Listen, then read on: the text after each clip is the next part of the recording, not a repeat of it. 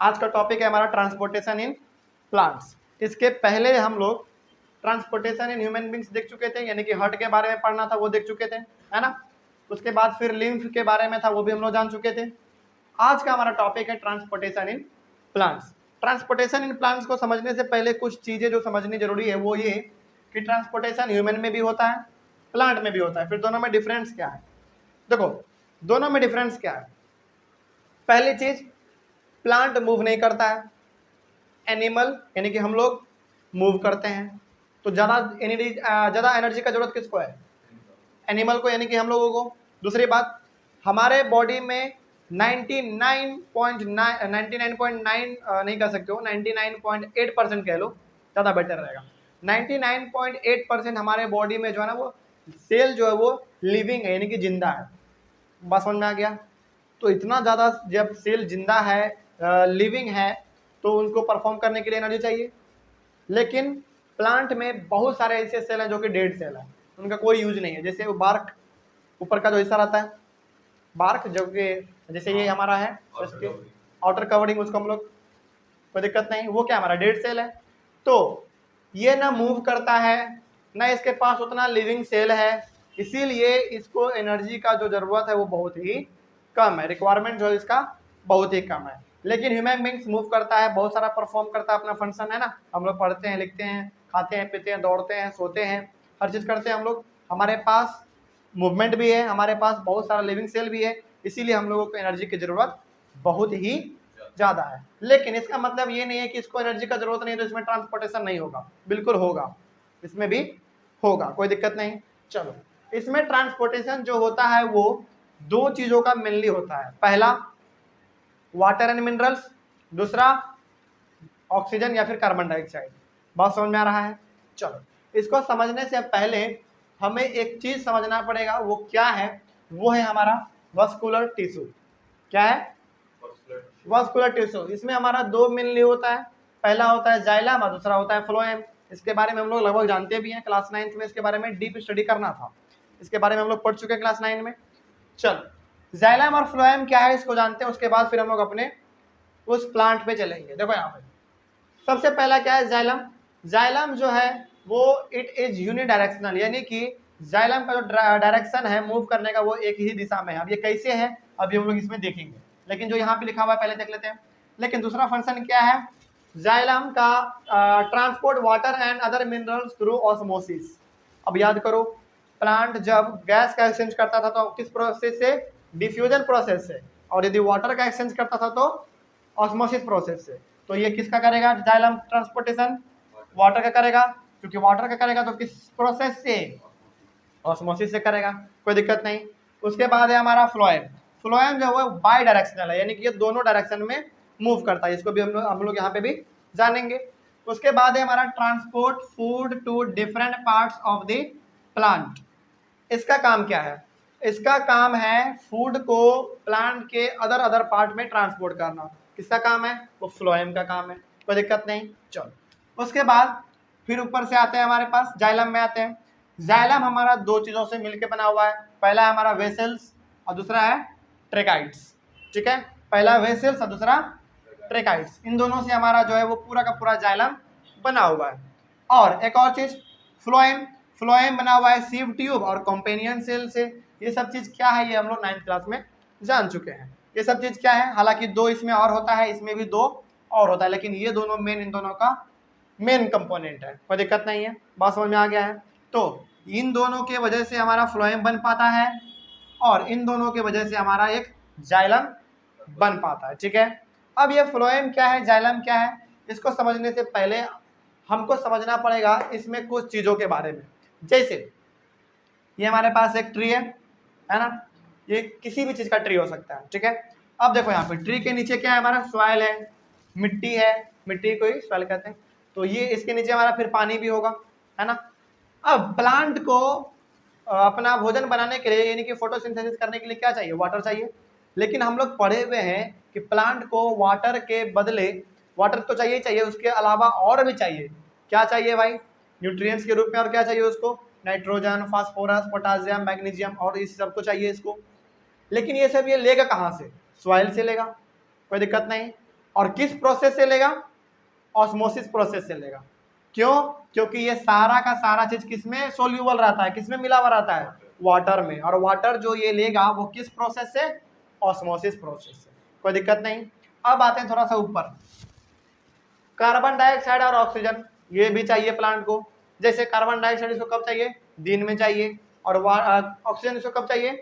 रात में चाहिए, हम लोग जान चुके हैं, कोई दिक्कत नहीं। तो इन्वायरमेंट से ये अपना कार्बन डाइऑक्साइड और ऑक्सीजन ले लेगा, और बाय सॉइल यानी कि सॉइल से रूट के थ्रू, यहाँ पे जो रेड रेड दिख रहा होगा ये हमारा क्या है? रूट है, जड़ है। इसके मदद से ऑस्मोसिस प्रोसेस के थ्रू ये वाटर ले लेगा, प्लस ये कुछ हमारे पास यहाँ पे वैल्यूएबल न्यूट्रिएंट्स लिखा हुआ है, जैसे नाइट्रोजन, फास्फोरस, पोटेशियम और मैग्नीशियम, ये सब भी ये सब ले लेगा। लेकिन इतना ये आसान नहीं है, जितना हम लोग यहाँ पे आसान समझ रहे हैं ये उतना आसान नहीं है। इसको बहुत सारा अपना फंक्शन जो है परफॉर्म करना पड़ता है। सबसे पहला फंक्शन हम जानेंगे जाइलम के बारे में, और चूंकि जाइलम पढ़ेंगे तो जाइलम में हम लोग मिलने क्या देखेंगे? Transportation of water and minerals. तो वाटर हमारा यहाँ पे हो गया है ना, और मिनरल्स हमारा क्या हो गया? ये सब चीज हमारा क्या हो गया? मिनरल्स ही तो है। तो सॉइल में आपको ये सारा चीज तो देखने को मिलेगा ही मिलेगा, एक और क्या मिलेगा? वाटर देखने को मिलेगा, ठीक है। अब यहाँ पे वाटर और मिनरल्स का इस पूरे प्लांट में अलग अलग जगह पर ट्रांसपोर्टेशन का जो काम करेगा वो करेगा कौन? जाइलम करेगा, ठीक है ना। अब ये करता कैसे है इसको समझते हैं पहले हम लोग, जरा देखो ध्यान से। और ये हर चीज बिल्कुल आपस में जुड़ा हुआ है। देखो सबसे पहली बात तो ये कि जाइलम जो है वो एक ट्यूब है। क्या? एक ट्यूब है। मतलब ये कि इसमें कोई एक पाइप जैसा बना हुआ रहेगा, और उसी से हमारा वाटर और मिनरल्स हर एक पार्ट में ट्रांसपोर्ट होगा। जैसे मान लेते हैं, सपोज मान लो कि इधर से इधर जो है हमारा, सपोज कर लो इधर से इधर हो गया हमारा जाइलम, और इधर हो गया हमारा फ्लोएम, मान लेते हैं, है ना, क्योंकि वो ट्यूब ही होता है एक। तो मान लो कि इस साइड में हमारा क्या है? जाइलम है, और इस साइड में हमारा क्या है? फ्लोएम है, ठीक है, कोई दिक्कत नहीं। अब आगे समझते हैं फिर। चूंकि हम लोग पहले जाइलम के बारे में समझ रहे हैं तो पहले इस ट्यूब के बारे में समझेंगे, है ना। अब जरा देखो ध्यान से, यहाँ पे जो जाइलम है और यहाँ पे जो जाइलम का ये दोनों पार्ट है, ये दोनों पार्ट हर एक चीजों से आपस में कनेक्टेड है। रूट से भी कनेक्टेड है, ध्यान से सुनना पहले मेरे बात को। इन दोनों के वजह से ये हमारा क्या बना? जाइलम बना, है ना। तो ये दोनों जो पार्ट है ना हमारा वेसल्स ऑफ ट्रेकाइड्स, ये हर एक रूट से कनेक्टेड है, हर एक रूट के साथ हर एक स्टीम से कनेक्टेड है, हर एक स्टीम से लेकर हर एक लीफ से यहाँ तक कनेक्टेड है। बात समझ में आ गया? तो जाइलम कह लो या फिर ये दोनों पार्ट कह लो, वो रूट के साथ, स्टीम के साथ साथ लीफ यानी कि पत्ते से भी कनेक्टेड है।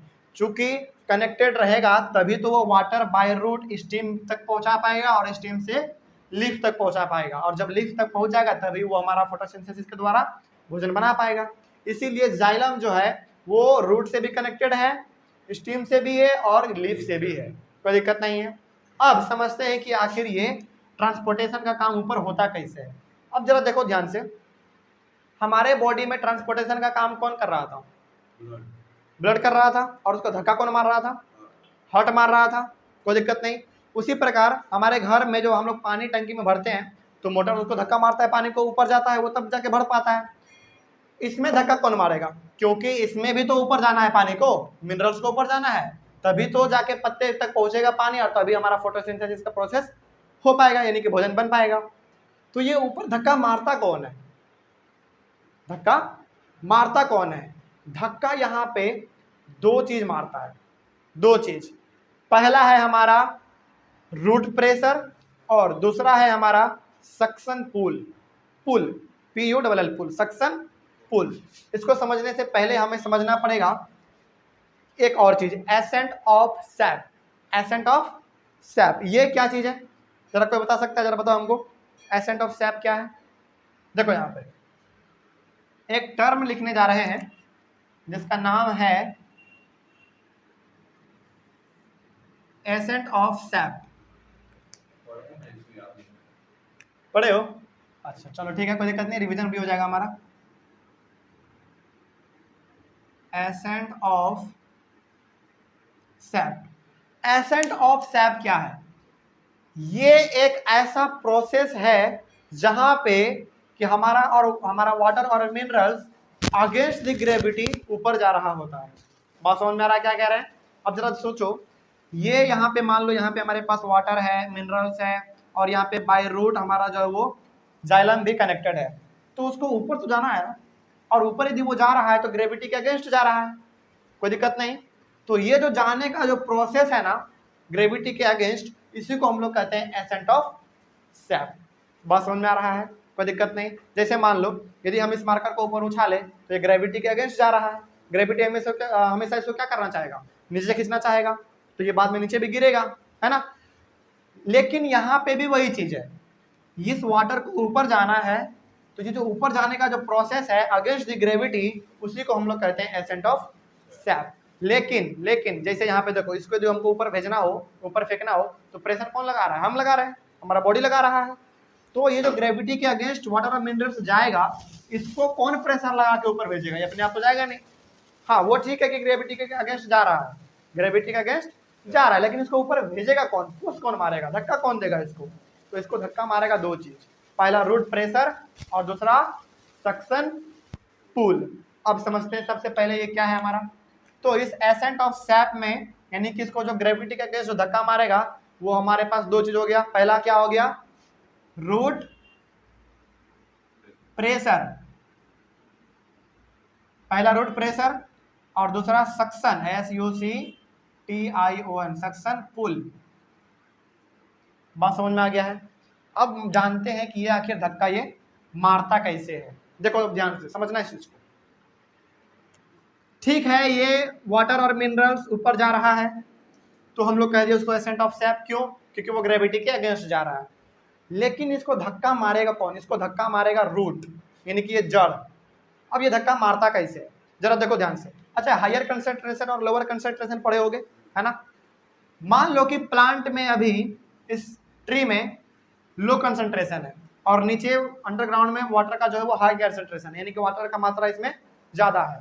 तो हमेशा वाटर हो चाहे गैस हो, कहां से कहां मूव करना चाहता है? हायर कंसंट्रेशन से लोअर कंसंट्रेशन। और चूंकि यहाँ पे हायर कंसंट्रेशन है, तो ये हमेशा जाना चाहेगा किधर?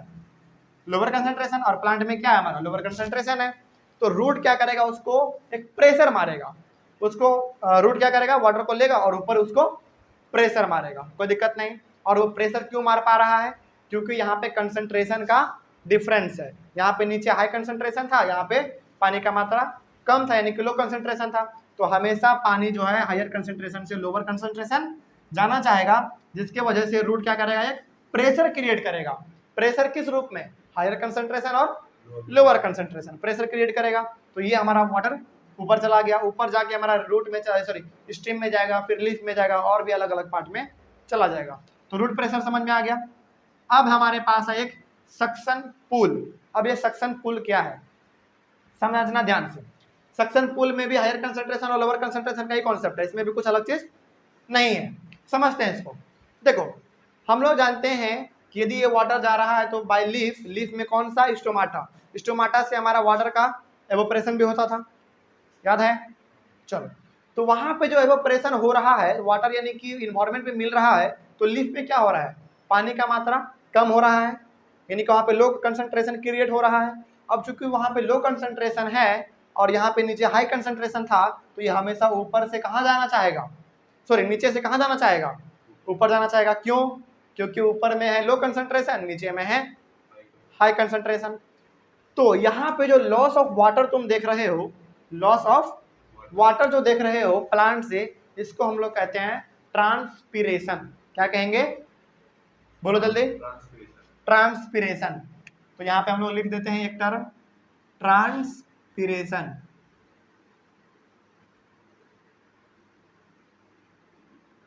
ट्रांसपीरेशन अब क्या है भाई?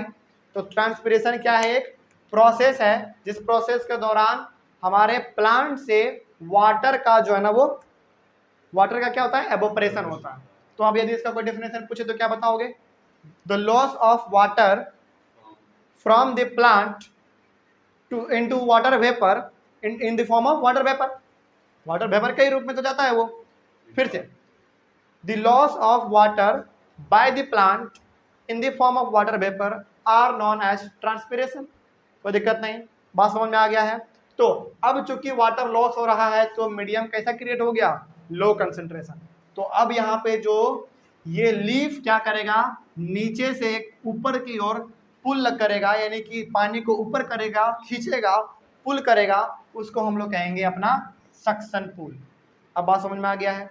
तो एसेंट ऑफ सेप हमारा क्या था, एसेंट ऑफ सेप जब हमारा वाटर और मिनरल्स का ट्रांसपोर्टेशन होता है ऊपर, तो वो ग्रेविटी के अगेंस्ट जा रहा होता है, तो उसी प्रोसेस को हम लोग कह देते हैं एसेंट ऑफ सेप। और ये प्रेशर हमारे दो वजह से लगता है, एक रूट प्रेशर लगाता है और एक सक्शन पुल लगता है। और ये रूट प्रेशर ये हमेशा अपना जो है ना, ये बार बार लगाता रहता है, तभी तो हाई कंसंट्रेशन और लोअर कंसंट्रेशन के बीच में प्रेशर क्रिएट होता है, और हायर से लोअर कंसंट्रेशन तक हमारा जाता है वाटर और मिनरल्स, और हर एक लीफ तक पहुंच जाता है। ये हो गया हमारा रूट प्रेशर। अब ये सक्शन पुल हमारा कब लगेगा, तब लगेगा जब ट्रांसपिरेशन होगा। ट्रांसपिरेशन कब होगा, जब धूप रहेगा, तभी तो हमारा वाटर का एब्जॉर्प्शन हो पाएगा। कोई दिक्कत नहीं है, बात समझ में आ रहा है। तो अब जरा बताओ सक्शन पुल कब लगेगा, सक्शन पुल तब लगेगा जब हमारे लीफ से वाटर का एवोपरेशन शुरू हो जाएगा, है ना। क्यों, क्योंकि जब तक यहाँ से पानी हटेगा नहीं तब तक यहाँ पे पानी जाएगा कैसे, लो कंसंट्रेशन क्रिएट होगा, तभी तो हाई कंसंट्रेशन से लो की ओर बढ़ पाएगा। तो बहुत सारे बुक में सक्शन पुल को ट्रांसपिरेशन भी कहा गया है। कोई दिक्कत नहीं है, दोनों आप एक भी समझ सकते हैं, लेकिन दोनों अलग भी समझ सकते हैं, कोई दिक्कत वाली बात नहीं है। समझ में आ गया है। तो ट्रांसपिरेशन हमारा क्या था, मेनली एक प्रोसेस था जिसके दौरान हमारे प्लांट से वाटर का एवोपरेशन होता है इन्वायरमेंट में, इसमें कोई डाउट नहीं।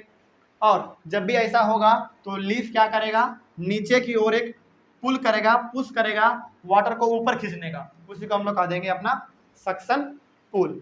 तो इन्हीं दो प्रेशर के वजह से हमारा एसेंट ऑफ सेप हो पाता है और ग्रेविटी के अगेंस्ट हमारा ऊपर वाटर जा पाता है। तो अब जरा बताओ, यदि कोई पूछ दे कि बताओ लीफ में हमारा वाटर कैसे पहुंचता है, ट्रांसपिरेशन के कारण पहुंचता है। इससे भी अच्छा बोलना हो तो क्या बोलेंगे, एसेंट ऑफ सेप के कारण पहुंचता है, ग्रेविटी के अगेंस्ट जाता है तभी तो पहुंच पाता है। अब कोई पूछ दे कि एसेंट ऑफ सेप किस कारण से होता है, तो दो कारण से होता है, रूट प्रेशर और सक्शन पुल। तो एसेंट ऑफ सेप क्या था, हमारा ग्रेविटी के अगेंस्ट जा रहा था, तो वो हो गया हमारा ascent of sap. Root pressure क्या था, रूट जब प्रेशर लगाता है, प्रेशर कब लगाएगा, जब यहाँ पे हायर कंसंट्रेशन और लोअर कंसंट्रेशन का डिफरेंस रहेगा तब, है ना, तो ये हमारा ऊपर चला जाएगा। उसके बाद सक्शन पुल कब लगेगा, जब हमारा वाटर एवोपरेट होता रहेगा, उस समय पे हमारा सक्शन पुल लगेगा। लीफ क्या करेगा, नीचे की ओर एक प्रेशर लगाएगा, उसको ऊपर की ओर खींचेगा, कोई दिक्कत नहीं। तो इस प्रकार से हमारे प्लांट में जाइलम का फंक्शन परफॉर्म होता है, कोई दिक्कत नहीं। और ये जो जाइलम है वो हर एक जगह से कनेक्टेड रहता है, रूट से भी, स्टीम से भी और लीफ से भी। बात समझ में आ गया है, कोई दिक्कत नहीं। अब यहाँ पे समझ में आएगा एक नया चीज, वो नया चीज क्या है, इट इज यूनिडायरेक्शनल। अब याद गौर करो जरा, क्या ये केबल और केबल अपवर्ड डायरेक्शन जा रहा था क्या, बिल्कुल जा रहा था, कोई दिक्कत नहीं। यहाँ से जब वाटर और मिनरल्स जाएगा तो वो लीफ में ही तो जाएगा, तभी तो वो वहाँ पे फोटोसिंथेसिस का प्रोसेस हो पाएगा। तो हमेशा जाइलम जो है वाटर और मिनरल का जो ट्रांसपोर्टेशन करता है वो केबल और केबल एक ही डायरेक्शन में करता है, कोई दिक्कत नहीं। चलो तो एक डायरेक्शन हम लोग बना लेते हैं, फॉर एग्जांपल इस प्रकार का, ये हो गया हमारा वाटर और मिनरल्स का, ठीक है, बात समझ में आ रहा है। और ये ऊपर इस प्रकार से जा सकता है, हर एक लीफ तक जा सकता है, ठीक है, कोई दिक्कत नहीं, बात समझ में आ रहा है, कोई भी दिक्कत। और एक समय ऐसा आएगा जब ये वाटर एवोपरेट होना शुरू हो जाएगा, होगा ना, क्योंकि जब तक एवोपरेट होगा नहीं तब तक सक्शन पुल लगेगा कैसे। और एवोपरेट कहाँ से होगा जरा बताओ हमको कोई, लीफ में कहाँ से, स्टोमाटा से होगा, किस प्रोसेस के थ्रू, वो तो हो गया, लेकिन ओस्मोसिस ना, है ना, क्योंकि जब भी वाटर का एक्सचेंज होगा तो वो हमारा ओस्मोसिस से होगा, और जब गैस का होगा तो डिफ्यूजन से होगा। तो एक समय ऐसा आएगा जब ये हमारा इन्वायरमेंट में मिलना शुरू हो जाएगा वाटर, कोई दिक्कत नहीं, बात समझ में आ गया है। चलो आगे बढ़ते हैं, अब हम लोग अपना एक नया टॉपिक जिसका नाम है फ्लोएम। ठीक है, इसमें कहीं पे कोई डाउट नहीं है। अब चलो, तो ये यूनिडायरेक्शनल है, केवल एक ही डायरेक्शन में मूव करता है, ये हो गया, कोई दिक्कत नहीं। चलो अब बढ़ते हैं हम लोग अपना फ्लोएम। फ्लोएम भी दो चीजों से मिलकर बना हुआ है, एक सीव ट्यूब और एक कंपेनियन सेल, है ना। और ये है बाई डायरेक्शनल, मतलब क्या हुआ इसका, ये दोनों डायरेक्शन में जा सकता है, नीचे भी और ऊपर भी जा सकता है। समझते हैं पहले क्यों, देखो ध्यान से। क्योंकि यदि प्लांट को भोजन बनाना है तो उसको पानी चाहिए, और लीफ हमारा होता है हमारा कहाँ पे, हमेशा टॉप प्लांट पे होता है, यानी कि ऊपर वाले हिस्से पे होता है। तो ये हमेशा जो वाटर है और मिनरल्स वो अपवर्ड डायरेक्शन में जाएगा। लेकिन हमको मालूम है कि हम लोग लीफ को ही फूड फैक्ट्री ऑफ प्लांट कहते हैं, मालूम है। और फोटोसिंथेसिस के दौरान जो भी यहाँ पे हमारा फूड बनेगा, और वो फूड हर एक पार्ट में डिस्ट्रीब्यूट होगा, हर एक पार्ट में डिस्ट्रीब्यूट होगा। अब जरा देखो, मान लो यदि ये यहाँ पे लीफ है और यहाँ पे हमारा फूड बन रहा है, और चूंकि हमारा रूट को भी जरूरत तो है एनर्जी का, क्या कोई दिक्कत, बात समझ में आ रहा है। तो ये जो यहाँ पे फूड बनेगा लीफ में, उसको प्लांट के हर एक बॉडी को चाहिए, है ना। तो यहाँ पे था तो ये नीचे की ओर आएगा, यहाँ पे फूड बन रहा था तो ये नीचे की ओर आएगा, है ना, फिर इधर जाएगा। मतलब कि हर एक प्लांट के हर एक पार्ट को इसको जो है फूड प्रोवाइड कराना है, तभी प्लांट हमारा सर्वाइव कर पाएगा, नहीं तो नहीं कर पाएगा। ठीक है। अब लेकिन मान लो यदि कोई लीफ यहाँ पे हो, तो क्या ये अपना भोजन हर जगह नहीं भेजेगा, बिल्कुल भेजेगा, है ना। तो ये अब कहाँ से भेजेगा, अपवर्ड डायरेक्शन में भेजेगा, अपवर्ड डायरेक्शन में भेजेगा। क्यों, क्योंकि नीचे बन रहा था, नीचे बन रहा है तो वो ऊपर भी भेजेगा, फिर नीचे भी भेजेगा, और यदि ऊपर बन रहा था तो ऊपर तो भेजेगा ही भेजेगा, प्लस नीचे भी भेजेगा। क्योंकि हर एक प्लांट के पार्ट को क्या चाहिए, फूड चाहिए, तभी तो वो सर्वाइव अपना कर पाएगा। अब जरा देखो, ये फूड का मूवमेंट ऊपर भी हो रहा है और नीचे भी हो रहा है, तो ये हर एक पार्ट तक हो रहा है, इसीलिए इसको हम लोग कहते हैं बाई डायरेक्शनल। ये दोनों डायरेक्शन में हो सकता है, कोई दिक्कत नहीं। बात समझ में आ गया है, कहीं पे भी कोई डाउट? तो अब समझ में आ रहा होगा कि इट इज बाई डायरेक्शनल क्यों है। क्यों है, क्योंकि प्लांट के हर एक पार्ट को फूड चाहिए, फूड चाहिए। बात समझ में आ गया। और चूंकि फूड चाहिए तो वो ऊपर भी मूव कर सकता है, नीचे भी मूव कर सकता है, क्योंकि हर एक पार्ट को चाहिए। लेकिन वाटर केवल और केवल एक ही डायरेक्शन में मूव करेगा, वो नीचे से ऊपर ही जाएगा, कोई दिक्कत नहीं।